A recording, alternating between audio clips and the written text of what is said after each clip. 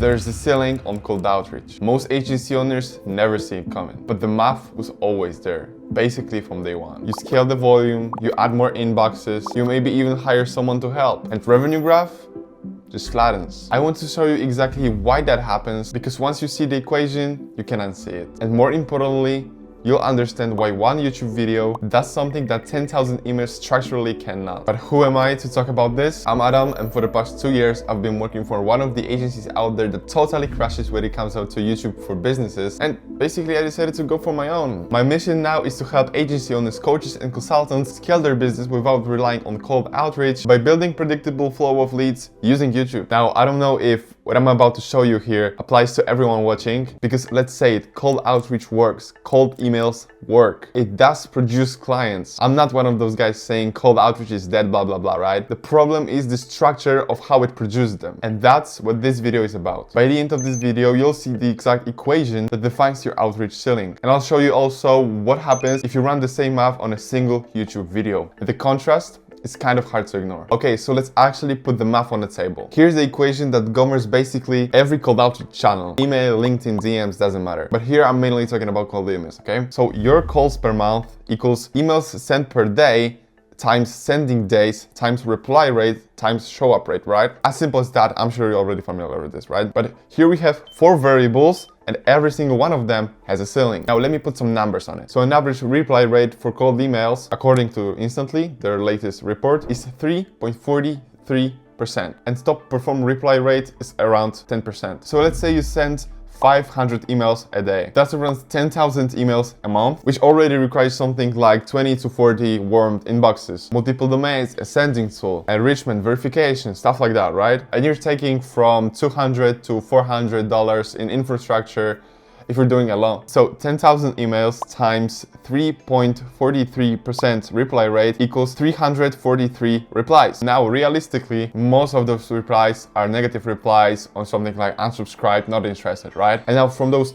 3%, let's say 10% actually are interested, and those are the positive replies. So 10% from those who already reply you equals 24 booked calls. Okay, so now you have 34 people who booked call. Now, let's say your show up rate is around 70%, which is pretty high, okay? And now 34 people times 70% equals 24 people actually show up on a call. Now, let's say your conversion rate here is around like 15%, because, you know, conversion rate from cold outbound is usually pretty low. So let's say it's around 50%. And now this equals 3 clients from 10,000 emails per month. The equation doesn't just tell you what you can earn, it tells you what you cannot exceed. Every one of those 4 variables has a hard wall. Firstly, reply rate. Let's be honest, you cannot engineer your way past 10% reply rate. And 3.43% is an average. Most people are below 10%, even with a good copy. Most people I see who send like 10,000 emails per month are routinely dealing with domain warm-up issues, bounce rate problems, sending tools flagging their accounts. The infrastructure basically becomes a second job. What about show-up rate? You can optimize reminders, use Calendly, you can do all of that stuff, but no show-ups are structural. And close rate on cold traffic, the ceiling is roughly there, because the person on that call found you because you emailed them. They didn't come looking for you. Trust is low at the start of the call, basically by definition. And now you probably think, all I need to do is just increase the volume and that's it. And yes, obviously you can scale volume. Obviously the volume requires the infrastructure to develop, which as I said can become a second job, but you can say that you can hire an agency, right? And yeah, you can do this and probably scale the volume, but look at this from another perspective. Every extra 1,000 emails a day costs the same as the first 1,000. The marginal cost doesn't drop. Revenue scales but linearly, right? So here's the structural problem. The equation is capped from all 4 directions at once. So if you're trying to scale, it requires you to personally do it or pay someone for managing. You want to slow down or take a week off, the pipeline dries. It's a treadmill digest as a revenue engine. You're not building an asset, you're renting outcomes month by month. So let me actually show you this side by side, because this is the part where contrast hits. Same equation, let's apply this to a single YouTube video, a video which you record once. Month 1, let's say the video gets 500 views. Realistically, maybe 1 or 2% of those are qualified leads. And what I mean by qualified leads, those are your ICP who watch the whole thing, right? It's 5 to 10 qualified people engaging with your content. Not great. Month 3, if video was well optimized, it has been indexed. It starts appearing in search, it peaks suggested traffic, views compounds. The reply rate, or in YouTube terms, the inbound contract rate, doesn't change. But the volume fitting into the equation grows without you doing a thing. Month 12, one video from 12 months ago is still generating views, still generating leads, because this is how YouTube actually works if it's well optimized. The cost to produce that video was paid once. The cost per qualified leads is a fraction of what it was in a month 1. So comparing this to cold emails, firstly, the volume. In cold emails, you have a linear growth. In YouTube, the volume compounds over time, which means in emails, your cost per lead is always the same. But in YouTube, as the time goes, the cost per lead decreases. Also, the quality of people you reach, because you send cold emails to most of the people that don't have any pain yet. But in case of YouTube, the people are searching for you who already have a pain, not you searching for them. That's quite the biggest difference, I guess, because it all impacts on show up rate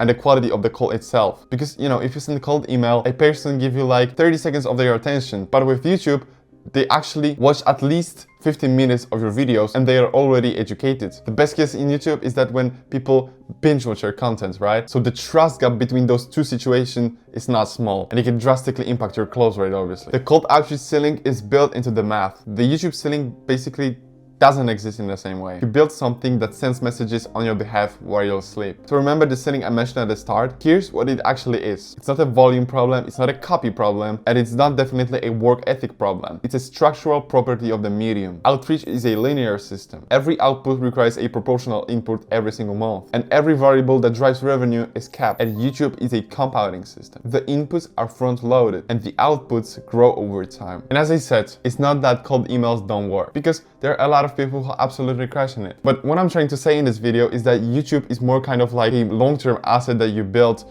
for your business, right? Because what cold outreach does, it only solves a current client acquisition issues, right? But YouTube is kind of like a long-term asset that helps you build an authority in your niche and attract people on autopilot. But most business owners underestimate it because it actually requires some time to actually see some sexy results, right? And there's also something I didn't tell you about is that in case of emails, you have to like take care of infrastructure, which can become a second job. And to be honest with you, YouTube is kind of like a similar thing because you actually need to know how to do it effectively. And I can break it down to, coming up with video ideas, having the strategy, editing the videos, making thumbnails, writing the scripts, and then tracking the performance. So this is kind of like thing that this is like the reality that comes in with doing YouTube. But if you are a business owner and you are in a position where you want to invest to build this long-term asset, then you can find a link below to book a call with me. Here I'm happy to hear more information about your business, and by the end of the call, prepare you a strategy that you can implement for your business and for your channel to grow on YouTube, but not focusing on the vanity metrics, but to actually focusing on what converts